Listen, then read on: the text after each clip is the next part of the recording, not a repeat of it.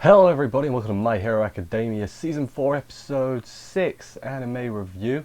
Sort of want them to get on with it, but at the same time, the first part of this episode I was a bit like, they were telling us things we already knew, and then they were like, here's what he's doing. And I'm like, oh,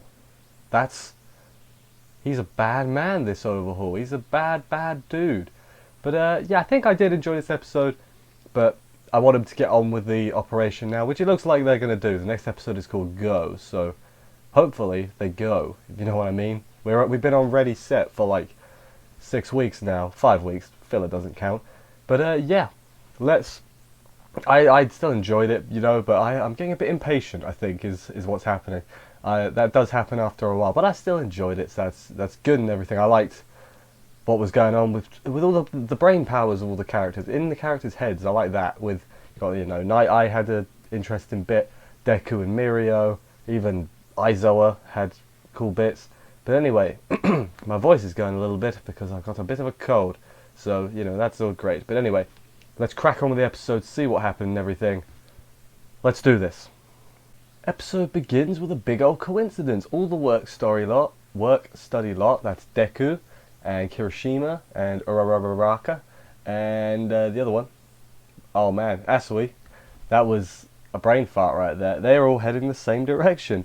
And Deku's like, this is such a coincidence. And I'm like, Deku, you're meant to be the smart one. It's clearly not a coincidence. There's clearly something up. They get to the place and there's a bunch of pro heroes there as well. Aiza was there. Gran Torino's there. Other people I don't know are there. But yeah, they're all there, and there's a big old meeting. It's a meeting regarding the Shie Hasaikai, Overhaul's gang of misfits. That's what I should call them from now on, because my pronunciation of that wasn't good, was it? But yeah, the meeting, they spend a large amount of time sharing information, and because of that, it's everyone else, it's the characters learning the information that we, the viewer, already know, but now they've got to spread it among everyone, which kind of would have been alright if they'd just skipped over it, if you know what I mean. They'd been like, oh, okay, so now they know everything. But, it was fine. Don't really have much to say on that because we know everything. There's some dickhead hero. He's like the one sat next to Deku is just a dick the whole time. Like, not a cool dude. Not a fan of him. He looks a bit like the dude from Big Hero 6, or alternatively the guy from Overwatch. I don't know either of their names, so that's a terrible comparison. But you know who I'm. If you know, you know. They all share their information, as I said. Talk about the drug a little bit that stops quirk. Turns out they got one. They got a bullet because it bounced off Kirishima's head. Remember, because he was a hard man, not like that. So yeah, they've got a bullet. What did they find after investigating it? There was blood inside. So the quirk stops. Someone's quirk is that it destroys quirks, so they took that and put it into a bullet. At this point, Deku and Mirio basically figure out exactly what's been going on, and they got like a oh my god kind of face. So, what Overhaul's been doing is he's been turning Eri's body into bullets, like disassembling it in his hand and turning it into bullets. That's why she's all bandaged up and everything. This is when it got my attention. This part of the episode, I was like, he's doing what? She's like 5. That's evil. No. Must protect Eri, because goddamn, I'm more invested now than I was before. Like, bloody save that girl. And Deku and Mirio both sort of realize, oh, we should have saved her. We've made a mistake by letting her go. Oh no. They're very frustrated. They do the whole thing. You might have heard my knuckle there. That's what they were doing. And then they're like, it's okay, next time we'll save her, yeah. And they stand up in the middle of the meeting. And I'm like, alright kids, passion's fine, but if this is a meeting, like, we gotta talk strategy. And, that's, but I admire their tenacity. Is that a good word? It's the word I'm choosing to use at the moment. So the meeting continues into the second half. It's most of the episode, if you couldn't tell, which is why it's not the most thrilling episode, but it does bloody set up the upcoming battle pretty well, so I'm alright with it. They made a list of places where they might be, so they've got all the heroes, like, everybody check out this individual place so we can try and track them down and find them. We can't rush here because like Fat Gum is like, we need to go in immediately. It's like, we don't know where we're going, Fat Gum. You need to sit down and listen. We're gonna figure this out. Does anyone else think he looks sort of like an inflated Gran Torino, a younger inflated Gran Torino, or is that just me? I think they got similar like costume designs. Maybe I'm the only one that sort of sees that, but that's what I think. Night Eye then explains how his quirk works and everything, and refuses to lose it. Refuses to use it. Easy word for me to say. So yeah, the annoying guy is like, use it on me, use it on me. He's like, no, I can't. I won't do it.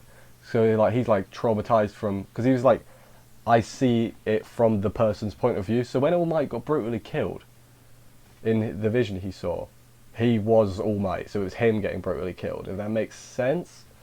So, you know, that's wouldn't want to live through that, if that makes any sense, because you wouldn't live through it, but he did. That makes sense, I promise. Yeah, and then after the meeting sort of comes to a close after that. They're like, oh, well, the important thing is we got to save that girl. So, yeah. Aizawa meets up with the kids and is like, I was going to, like, get your work study suspended for right now because there's a big thing going on and all that, and, you know, shouldn't have to do that. But he's like, nah, Deku, if I tried to stop you, just do it anyway. So you're going to do this, and you're going to do it right, damn it. And he's like, thank you, sir. And also Mirio's friends cheer him up as well. So now they're all motivated and stuff. Yeah. Then we go to Gran Torino. Gran Torino is talking to Night Eye, and says like, hey, because remember, Gran Torino's the one that sent Deku here, and he did it to try and get Night Eye and All Might to make up, which is nice. And then Night Eye says Deku is similar to the part of All Might he doesn't quite understand, so maybe that's another reason he does. But he's got his triumphant music. It's saying it like a compliment, but he's not though. He's like, I don't get it. He's like the bit I don't like, if that makes any sense whatsoever. But then he's going to learn to get it in this arc, probably. Post-credits scene. Eri is scared of her new caretaker because, I mean, look at that hair, wouldn't you be? I don't blame her. And then she thinks about how Deku and how he has kind hands. And I'm like, oh, that's nice. When Deku saves her, man, it's going to be a big ol' yes moment. A big ol' yes. And he can unleash his big brother powers. I don't know where Eri's going to stay, though, because she can't really stay at the dorm. She could stay with Mama Deku. Yeah, have her stay with Deku's mum. That'd be good, because they could do a whole thing where her mum's gonna be like, Deku, why do you have a child? And why is she 5? That would have been like 5 years ago. You would have done the hanky panky, and now you've got a baby. Or not a baby. She's a bit older than a baby. You know what I'm saying? I have no idea if she's actually 5, by the way, but she looks 5. So I'm sure the wiki could tell me. She's probably like 7, 8. I have no idea. But yeah, that was the end of the episode. I rambled a bit at the end there. But yeah, it was a good episode, but it was a set-up episode, you know. It was a bit of a building episode. But when they said what Overhaul was doing, I was like, kill that man. I hope they don't just arrest him. I kind of want him to die. Is that a bit harsh? I feel like that might be a bit harsh, but you don't do that to Eri. She's not like that other kid in Season 3 who was just punched Deku in the dick. She's like, nice. Damn it, you know? Oh well, she'll get saved eventually, and then everything will be like, get in, and all that. This has been a shambles of a review, I'm pretty sure. Don't know how long we've been going for, I'm going to check. I don't have a timer, I don't know why I checked. I think I'll just wrap it up here. I don't have much else to say. It was good, but I wanted to get on with it, if that makes sense. But yeah, thank you everybody for watching this review. I hope you enjoyed it. If you did, consider subscribing and liking and commenting, because YouTube likes it when people do that. I will see you next week for another episode of this. And bye, guys.